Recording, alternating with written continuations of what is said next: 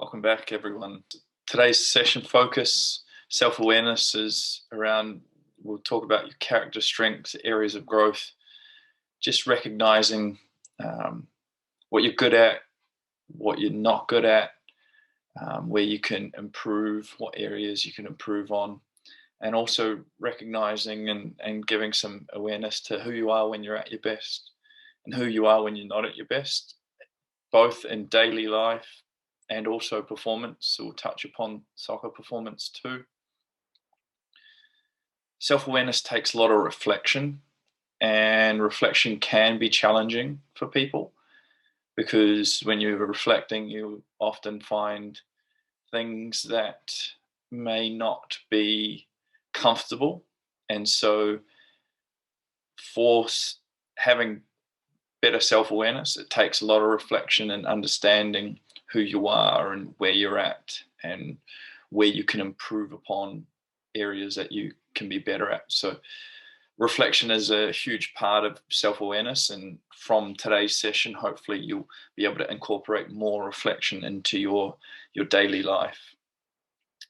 Life's journey, it never stops, and never should the learning. So the reflection side of things is really important because you always want to keep growing, keep learning about yourself, keep improving yourself, and finding ways to be the best version of yourself. So having that willingness to always want to grow and improve is huge in terms of where you want to get to.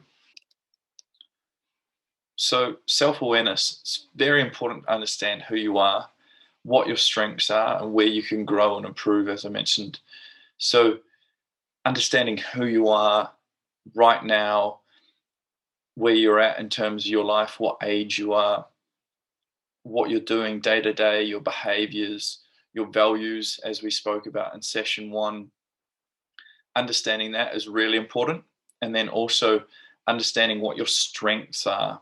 So what are some of the behaviors you do each day that are considered strengths? And then also understanding what areas you can grow and improve on, some areas that you might not feel you're strongest at yet, or you're still working towards. So we'll look at the self-awareness of what your greatest strengths are, self-awareness of behaviors that are consistent in your life that you show on a day-to-day basis at school, at home, in training.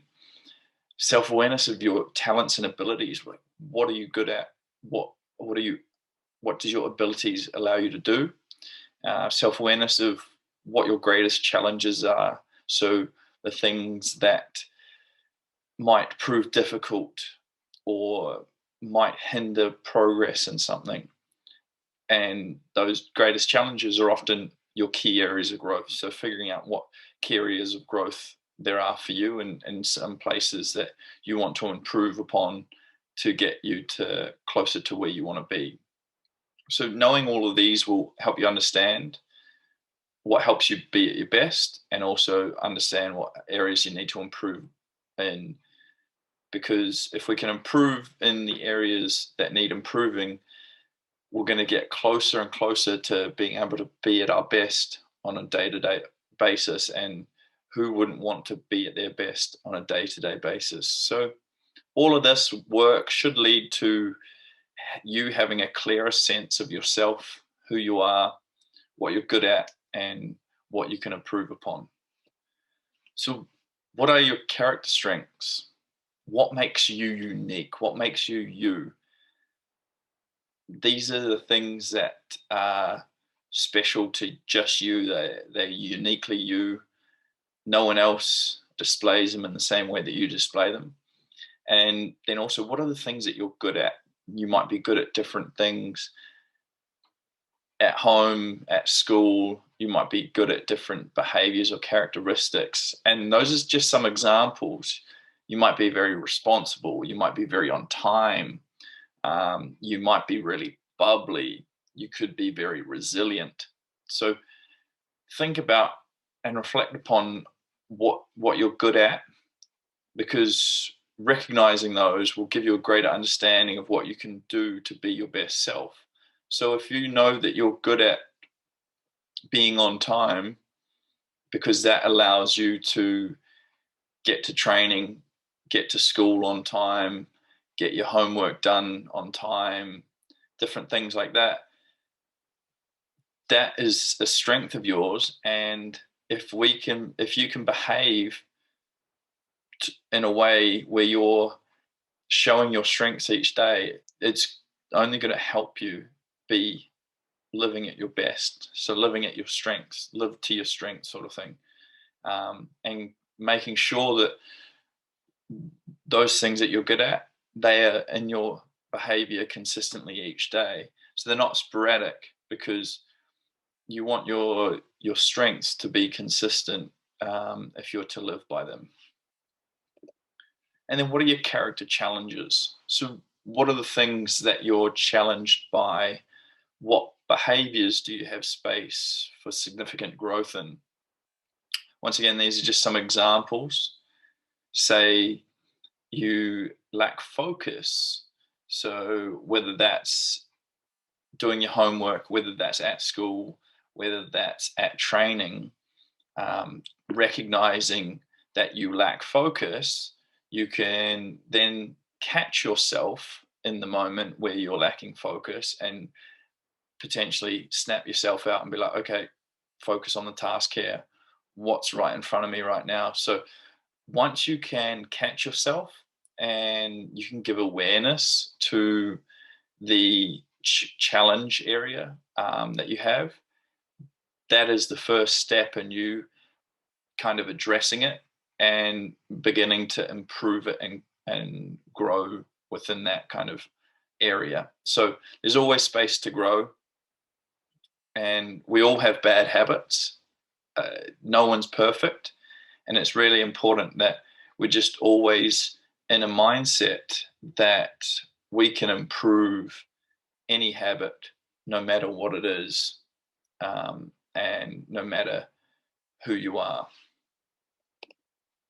So, who are you when you're at your best? So, when you think about the days you felt like you're invincible and everything is going great for you, what did that look like? So, everyone has days when they're flying, they're at the top of their game. They feel like they you feel like you're invincible. You're really happy. You're bubbly. You're enjoying everything. So think about those days, but then think about what you were doing that was contributing to you to feel like that. So what were you doing the days leading up to that day that you felt like you were invincible? Was it good sleep patterns? Were you just consistently doing everything that you needed to do, to feel healthy or to be in a good headspace, and therefore it all just culminated in this one day that was really good? So figuring out who you are when you're at your best, finding that picture of that day, but then the biggest part is figure out what was contributing to you to feel like that. Because once you can do that, once you can recognize and see what was helping you to feel like you're at your best and feel invincible, if you can begin to incorporate these behaviors more consistently, you'll then hopefully be more at your best each day. And that's ideally what we're looking to get to. Now, who are you when you're not at your best? So we have our good days, we have our bad days, and then we have a lot of just days that just go by with no real up or down. But think about those days when it's a bad day, or you're feeling down or sad, or just things aren't going your way. What did they look like, and why did you feel like you were in that spot? So once again, what were you doing that was contributing to you being down and not feeling great? So recognize that bad day, figure out what that bad day consisted of, but then look back on the few days prior, or look back earlier in that day and be like, what have I done that's contributing to me being down and not feeling great? So once again, if you can acknowledge that and you can realize that, you'll see these behaviors that are leading to you not feeling great. And then you can potentially reduce those behaviors so that you can move towards and give yourself a better chance at being closer to your best. So then, in soccer terms, who am I when I am competing well? So what does your performance look like when you're competing well? Well, what does competing well mean? You're focused, you're engaged, you're energetic, you're supportive, everything's right in front of you. Your actions, your behavior, your mentality, it's very clear. You know exactly your role, and you are just getting out there playing and doing what you need to do. So what does that look like for you? What are you doing that's allowing you or leading you to competing well? So, as with the previous couple questions, think about maybe one of your best games.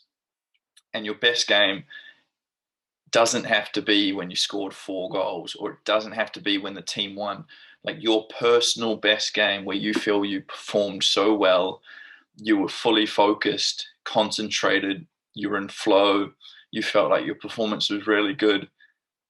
The team performance and the outcome doesn't matter. Think about when you personally performed really well. What did that look like? What actions, behaviors, mentality did you have? And then look back across the days prior or that morning prior and be like, what was I doing that led me to compete really well? What was I doing? What were my behaviors? Was I sleeping well? Was I eating well? Was I thinking appropriately in terms of focusing on the game? Things like that.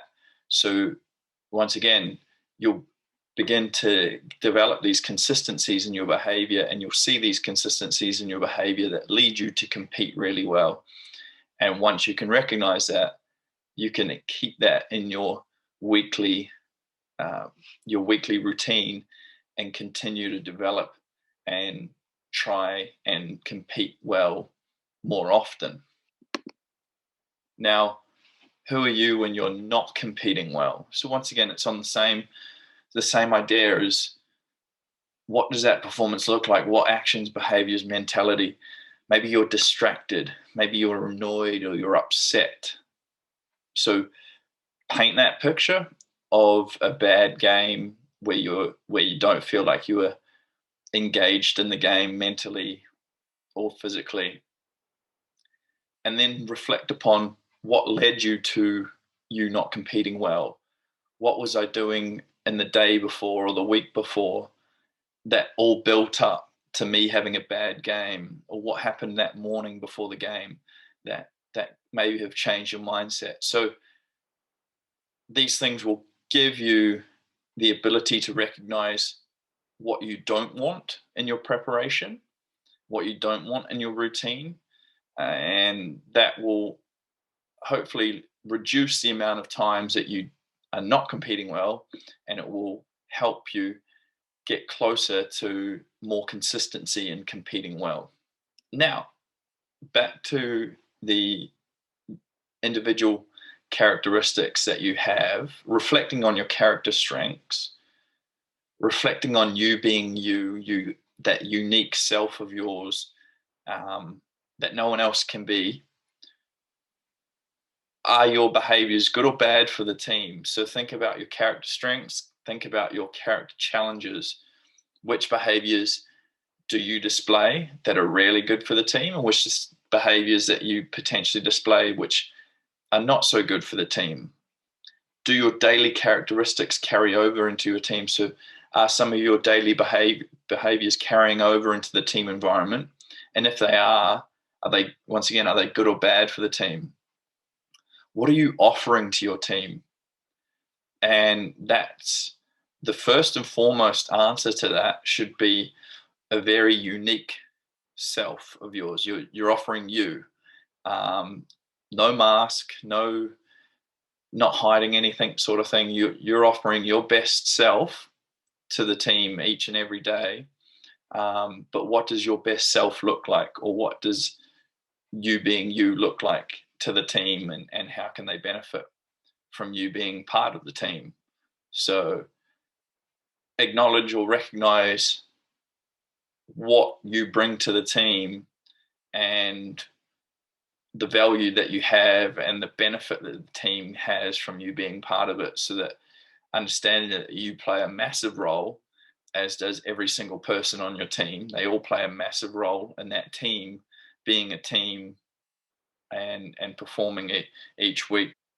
Now, the worksheet, as with session one, this worksheet takes time.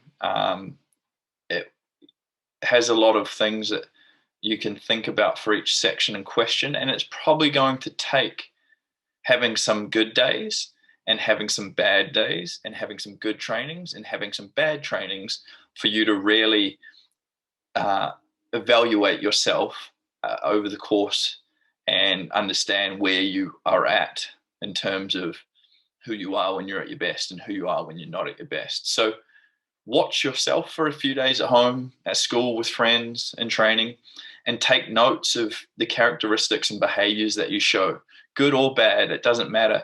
Write down all your observations that you have of your behavior over the course of a few days, whether that's, and do the same with yourself at team, with your team and training.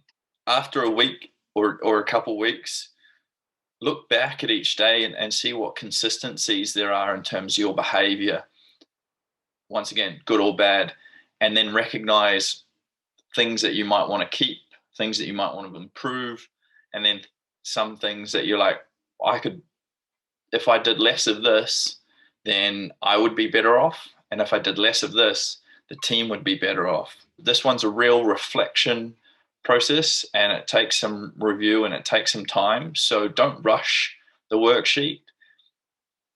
Observe, monitor yourself, watch yourself, take some notes, and slowly work into it, sort of thing.